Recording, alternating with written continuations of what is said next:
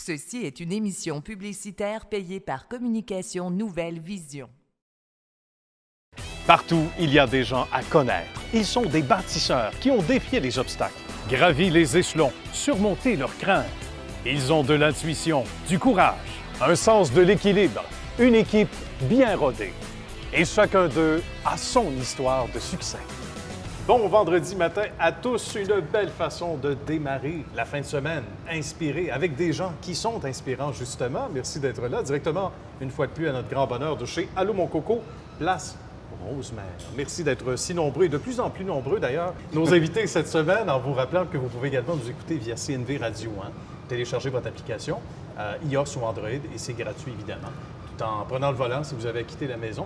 Nos invités, Mario Bourgault, dans un premier temps. Bonjour, Mario. Enchanté. Merci, ça me fait plaisir. Merci de venir déjeuner chez nous, Mario, tout comme André, qui est là pour les pompes MS, entre autres, et une entité qu'on va, bien sûr, mieux vous faire découvrir un tout petit peu plus tard.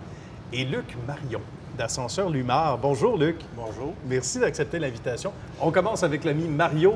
On ne va pas ériger un mur, mais on va vous expliquer comment. Sans rentrer dans le mur, au contraire. Mais comment on décide d'en fabriquer un, peut-être, pour une première, mais comment, surtout, on décide d'embrasser une carrière en maçonnerie? On regarde ce que ça donne. En compagnie de Mario et de Stéphane de Construction MB et Maçonnerie Pro Conseil, on est à Westmount, à Montréal. Bonjour, mon cher Mario. Merci beaucoup. Merci de nous accueillir. Salut Stéphane, ça va bien? Oui, vous? Oui, bien merci. Merci de nous donner accès, parce que c'est clôturé tout le tour, on comprend. Travaux majeurs. Avant de parler de l'entreprise, on va expliquer ce qu'on fait ici, mon cher Mario. Projet d'envergure. Projet d'envergure, exactement. Ici, on a un bâtiment. C'est une école qui date environ dans les années 30. C'est un bâtiment du patrimoine. Ah oui? Donc, ce qu'on fait, c'est qu'on restaure complètement l'édifice. Bien. Pratiquement à neuf au niveau de la maçonnerie. OK. On en regarde au niveau des entrées, au niveau des pierres, au niveau de la toiture, au niveau des statues. Donc, on parle de ça, de la restauration vraiment patrimoniale. Et tout ça ne se fait pas par hasard, Mario. Entreprise familiale, Oui. et ça, on dit que les pommes tombent pas loin du pommier. Stéphane va comprendre aussi, forcément. Ça remonte au grand-papa dans les années 50, la passion pour les pierres, la maçonnerie. On a hâte d'entendre ça. Exactement. Mon grand-père, fin des années 50, je crois, il a commencé à faire de la maçonnerie, mais au niveau segment de la pierre. Bien. Il faisait des monuments, beaucoup d'églises, des statues. Il a commencé tranquillement avec sa famille, ses jeunes enfants. OK. Et le grand-père, à bout de ligne, lui, ce qu'il faisait, c'est qu'il ramassait de la pierre sur le bord de l'eau. On vient Du bas du fleuve? Du bas du fleuve, Ah, Saint-Jean-Port-Joli, oui. sur le bord de l'eau. Ah. Puis à ce moment-là, lui, il prenait de la pierre sur le bord de l'eau, puis par les temps morts, l'hiver, il sculptait la pierre, puis pour le printemps, bien, il était demandé beaucoup pour faire beaucoup de travaux au niveau de la pierre. Fait qu'à ce moment-là, ce qui s'est avéré, pourquoi on s'est en allé, on aurait élargi au niveau de la brique et tout. Mon grand-père, il a envoyé le plus vieux de la famille chez nous prendre une formation à Québec pour apprendre le métier de la truelle, qui est la brique, le maçon. Tout à fait. Pour montrer aux plus jeunes, À son tour, pour montrer aux plus jeunes dans la famille, pour faire rélargir un peu au domaine de la maçonnerie. Donc, ce qui est avéré, c'est qu'on s'est en allé de la pierre à la brique et on est allé dans le pose de bloc, stucco et à peu près tout ce qui s'en donne dans la maçonnerie. C'est un peu historique. C'est assez extraordinaire. Et à un moment donné, il y a un entrepreneur qui sommeille en nous, Stéphane. Et ça, on va y revenir parce qu'avec Mario, là aussi, on va parler de celui qui, en toi, avait le goût, à un moment donné, de voler un peu de ses propres ailes. Une association avec le paternel, dans un premier temps. Bien aussi l'idée de faire les choses autrement. Là. Exactement. J'ai été associé avec mon père dans les années 80. J'étais tout jeune. Puis à ce moment-là, moi, on décernait le bas du fleuve, la Gaspésie, la Côte-Nord. On était à les îles de la Madeleine, Blanc-Sablon, Québec. Mais ce qui arrivait, c'est qu'on était tout le temps déportés à coucher à l'extérieur, dans des chambres de motel. Puis moi, c'est quelque chose auquel qui méritait un petit peu en bout de ligne, avoir une vie familiale. Puis, C'est pas nécessairement les mêmes hébergements que les Rolling Stones en tournée. non. Pas tout à fait même. Au même place. Donc, je suis monté à Montréal pour prendre un peu l'expertise, comment ça se déroulait à Montréal. Bien. Puis finalement, pour décider de venir développer, ouvrir ici le domaine de la maçonnerie. Bien. Dans les débuts des années 90, j'ai été associé avec un de mes oncles puis mon beau-frère. En 94, j'ai décidé d'être tout seul, donc j'avais le vent dans les voiles, comme on dit. Puis l'expertise était là, en L'expertise était là. J'avais quand même pratiquement 4 ans d'expérience à Montréal, donc c'est là que j'ai décidé d'ouvrir. J'ai décidé d'ouvrir à Montréal, puis avec succès aujourd'hui, ça a porté fruit. Et là, il y a le fiston qui est impliqué. Le fiston, oui, mon garçon qui s'appelle Michael, Oui.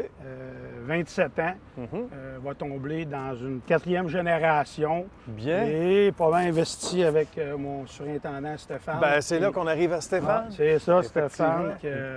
Et la suite des choses, c'est un naturel. Stéphane, parle-nous de tes débuts ici pour l'entreprise et l'expertise acquise depuis ce temps-là. Écoute, j'ai commencé à travailler avec Mario, ça doit faire une vingtaine d'années passées. OK. Écoute, quand j'ai commencé à travailler avec Mario, je pense qu'il était 3 ou 4 seulement. Ah oui, Quand hein? j'ai commencé, Mario, il posait de la brique comme les autres. Ben gars, oui, puis, tout à fait. Là, il fait plus ça maintenant. Il apporte le non, café, c'est- par exemple? Oui. Ben, c'est ça. Fait que quand j'ai commencé, on était seulement 3 ou 4 dans la compagnie. OK. Là, avec les années, bon, on a travaillé, puis la compagnie a grossi. Puis, C'est extraordinaire. Puis on voit que le nom, la réputation, travaillé c'est fort. important. Oui, hein? Mais c'est une spécialité unique. C'est un travail d'artiste. Puis on va revenir sur le projet, Stéphane, si tu le veux bien. Et Mario est un peu au courant. Mais parle-nous des difficultés qu'on a ici, ou des défis, on va le dire comme ça, parce que c'est pas simple, là. C'est restaurer, le faire avec des matériaux qui sont imposés, on va le dire, hein, parce que ce sont les normes patrimoniales, c'est ça? C'est ça. Du patrimoine et bien évidemment la ville qui s'implique et c'est normal. Là, c'est rigueur, c'est peut-être ses structures initiales. Comment on fait pour arriver à un tel résultat qui va prendre fin dans à peu près 2 ans?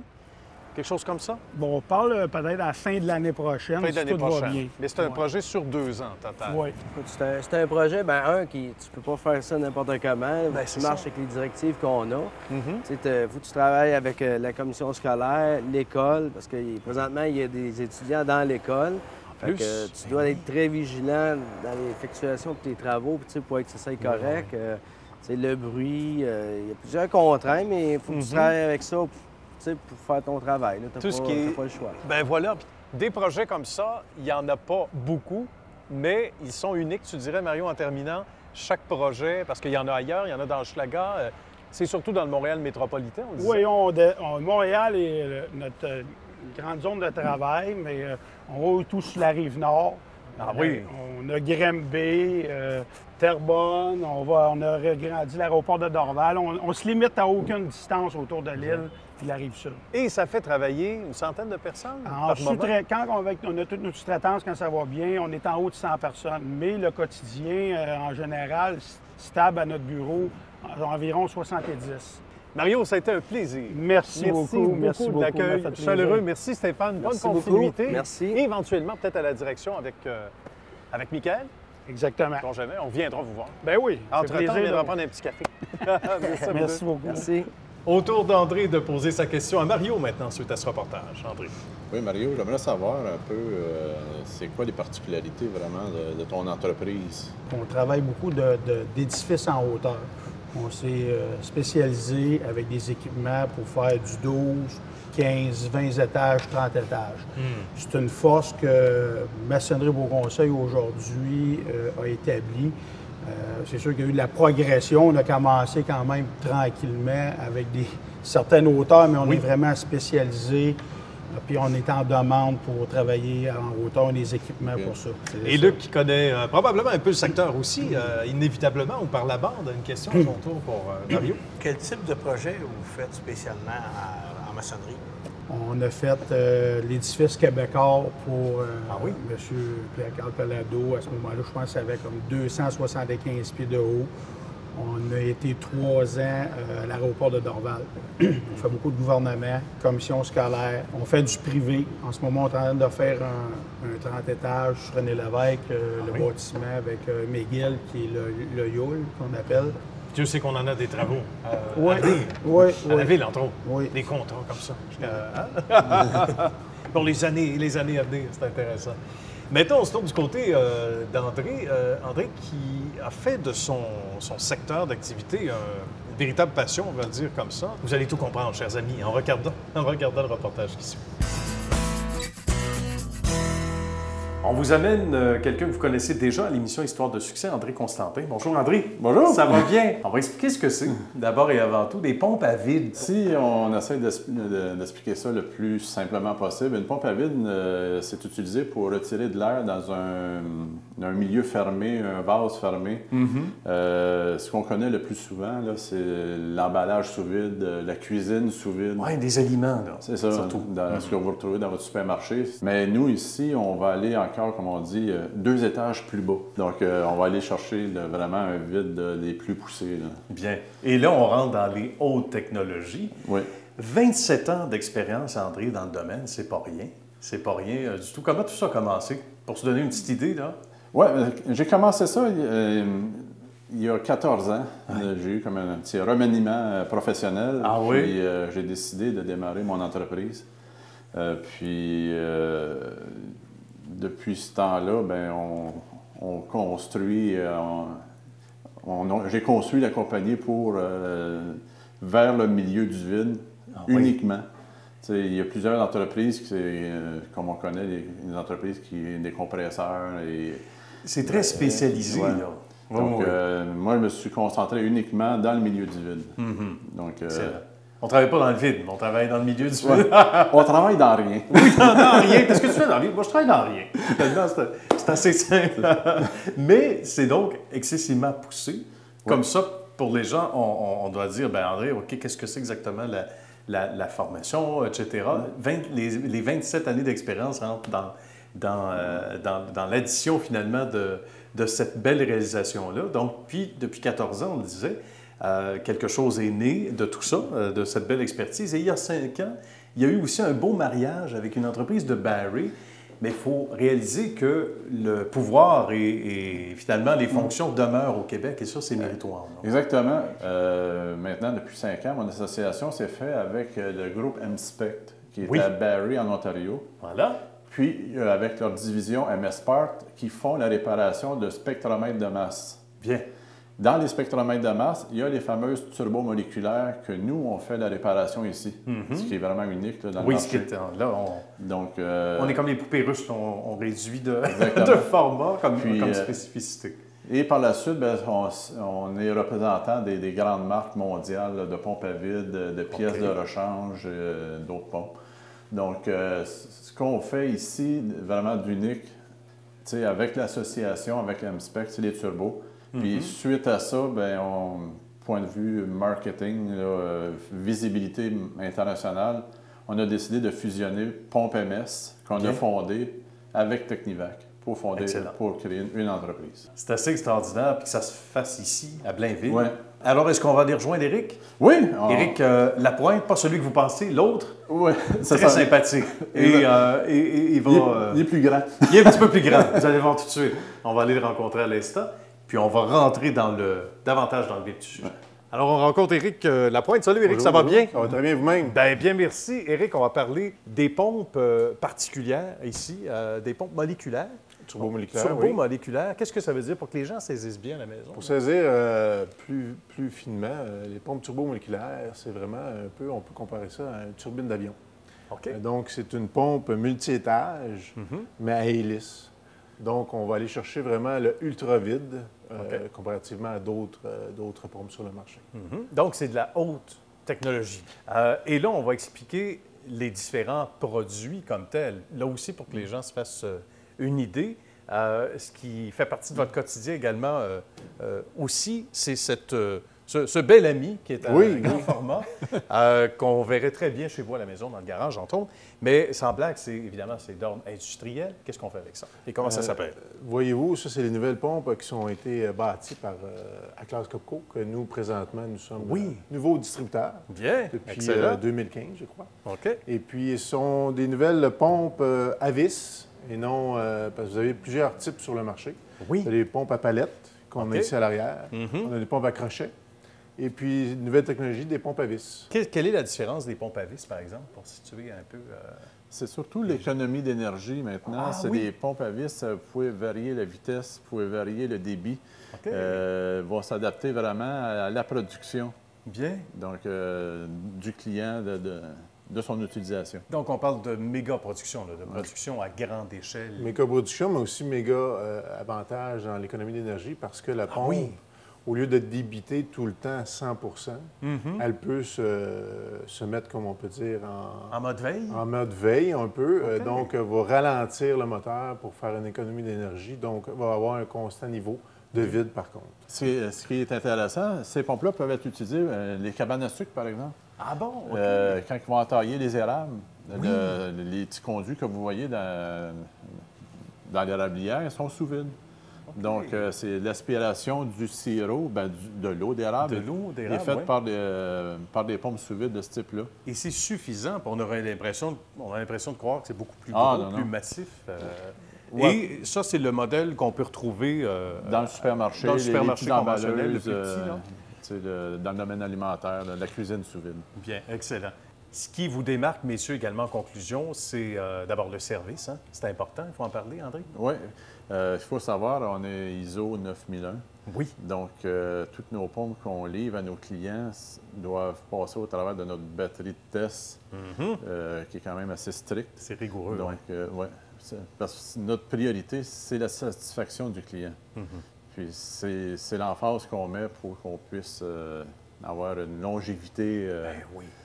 Après 14 ans, ça se poursuit. Ça se poursuit de plus belle. Et ça, c'est évidemment sans tourner les coins ronds, comme on dit. Et c'est toute marque confondue, hein? Au niveau de la réparation, ça, c'est intéressant. Tout type d'appareil, je parle de vacuum tout le temps. Oui.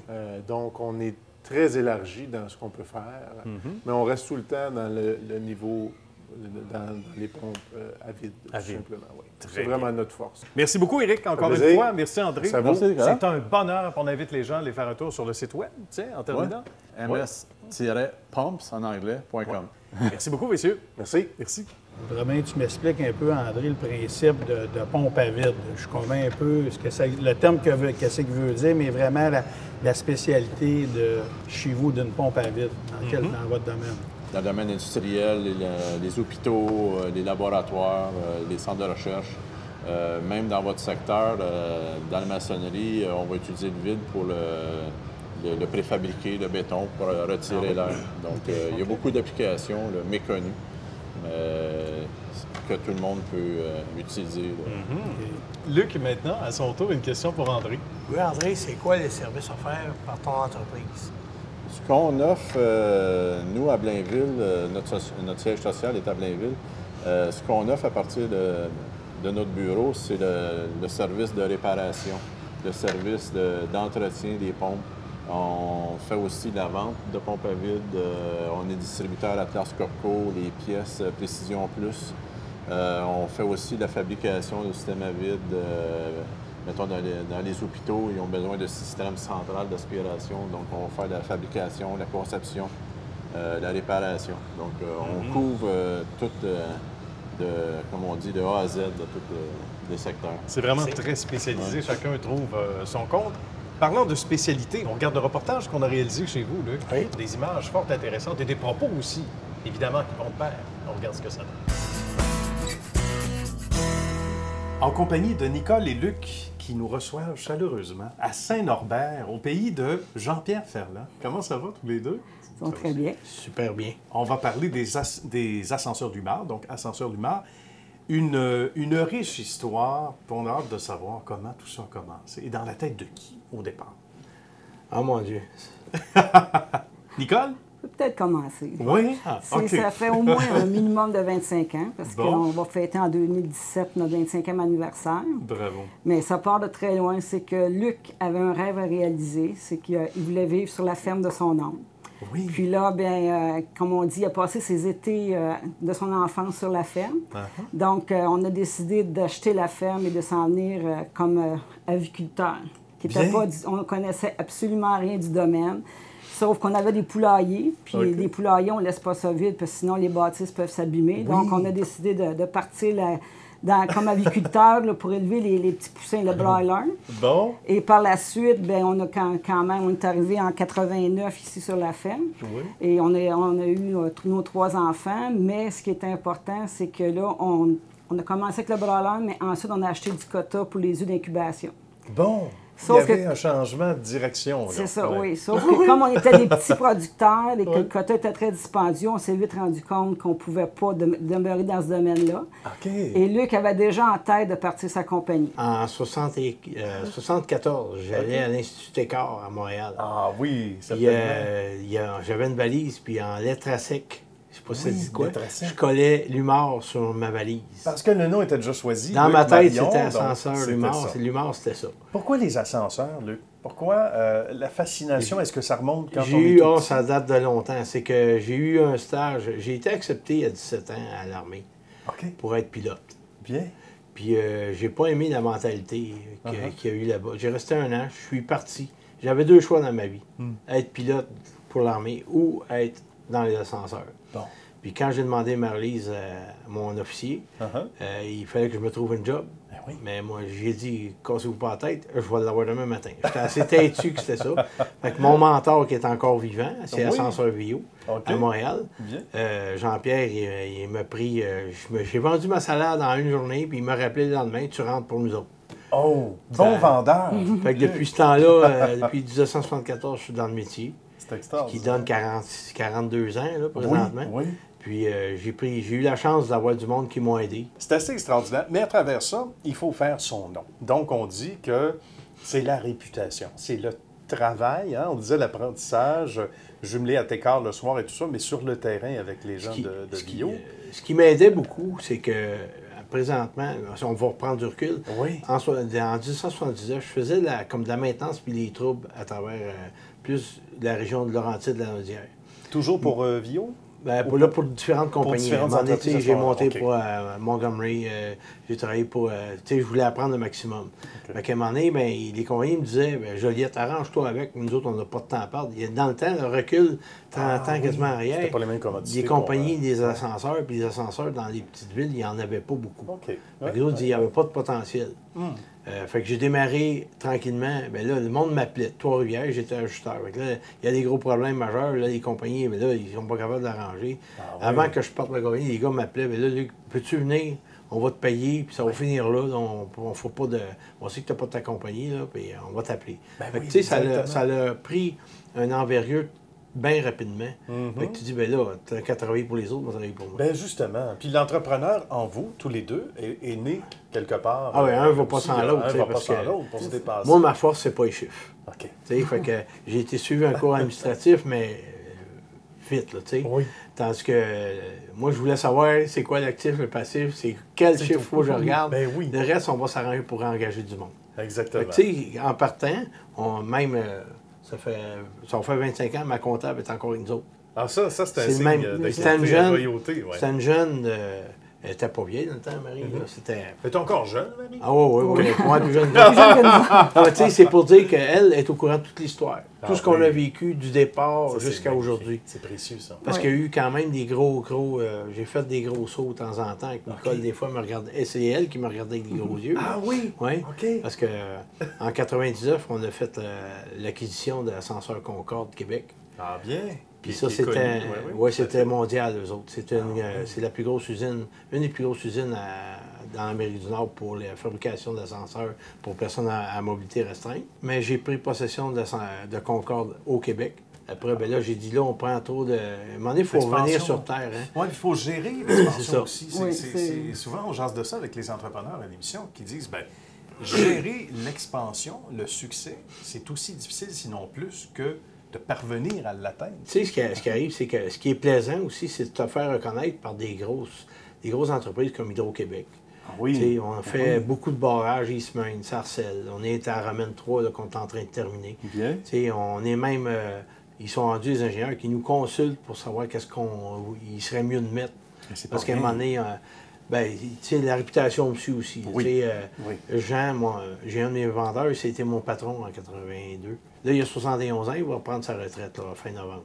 Mais il reste quand même que je ne suis pas capable de dire à Jean, tu t'en vas. Tu sais, on garde un lien avec lui. Tout à fait. C'est comme un membre honoraire, le premier d'Ascenseur Lumar. On a besoin de ces pionniers. Puis quand on se projette à plus long terme, vous-même, tranquillement, même si vous êtes encore jeune, vous préparez la relève. Et la relève s'appelle fils et filles. Mon garçon, ben lui, ça fait 8 ans qu'il est avec nous autres, Carl. OK. Fait que lui, c'est déjà tout planifié. Tu sais, on le voit, il est accepté de tous les employés en partant. Bien. Il est pas, tu sais, des fois, tu vois un jeune, il va prendre la place, mais il est très autoritaire, puis c'est moi le boss. Donc lui, il est capable d'accepter ses forces, ses faiblesses. Voilà. Puis il les reconnaît. Il n'est pas gêné de dire au gars, ben ça, là, je me souviens plus, tu es capable de m'aider. Oui. Et ça, c'est pas facile, c'est d'autant plus délicat quand on est le fils ou la fille de sa grande patronne, parce qu'on est déjà un peu entre l'arbre et l'écorce, on va dire comme ça. On va inviter les gens à aller voir justement votre site web et à revoir peut-être cette entrevue éventuellement en vous remerciant chaleureusement, puis en vous saluant et en saluant votre beau succès. Puis merci d'avoir fait histoire de succès aujourd'hui avec nous. C'est moi qui te remercie, Nicolas. Merci. À bientôt. Autour d'André, maintenant de poser la question à Luc. Oui, Luc, j'aimerais ça savoir quel genre de travaux vraiment plus spécifiques que vous faites. Nous, présentement, on fait l'installation dans toute la province de Québec pour les ascenseurs neufs. Oui. On fait la réparation, modernisation dans beaucoup d'hôpitaux. On vient de finir le Musée national des beaux-arts de Québec, le pavillon Le Centre. Ah oui.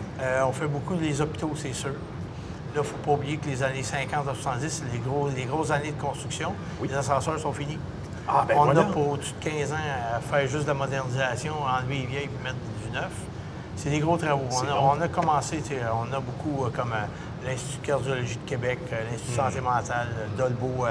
On est partout dans la province. Partout, oui. C'est comme, à un moment donné, c'est ça. C'est un choix qu'on fait. Puis il y a une catégorie de l'équipement. Moi, j'ai monté un peu plus la qualité des équipements. C'est sûr que ça marche toujours avec le plus bas soumissionnaire, mais à cette heure, le gouvernement est en train de changer un peu son optique.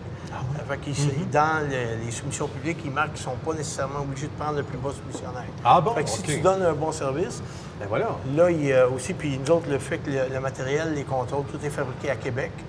Ça joue, là? Ça joue beaucoup, parce que nous autres, on n'a aucun contrôle avec propriété. Moi, j'ai laisse libre de prendre... La maintenance est obligatoire sur les ascenseurs.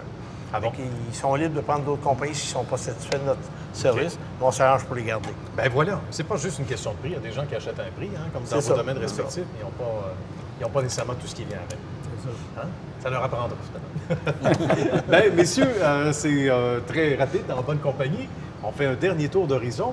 Et là, je vous demande, dans le 1000, vos sites web respectifs. D'abord, Mario. C'est le mpc2belnet.ca. Très bien. mpc2belnet.ca. Aussi simple que ça. André, maintenant. Oui, ça va être ms- au trait d'union pumps, P-U-M-P-S en anglais, .com. Pour les ascenseurs Lumar, le site web. C'est pas compliqué, c'est ascenseurlumar.ca. Ascenseur au pluriel. Excellent. Merci à vous trois d'avoir été là. Merci de faire partie de la Légion maintenant d'Histoire de succès. Et on se retrouve sans doute très bientôt. On invite les gens à vous voir sur vos sites web respectifs et physiquement peut-être éventuellement. Merci d'avoir partagé le déjeuner avec nous, messieurs, ce matin. Merci à vous d'avoir été là. Quant à nous, on se retrouve la semaine prochaine.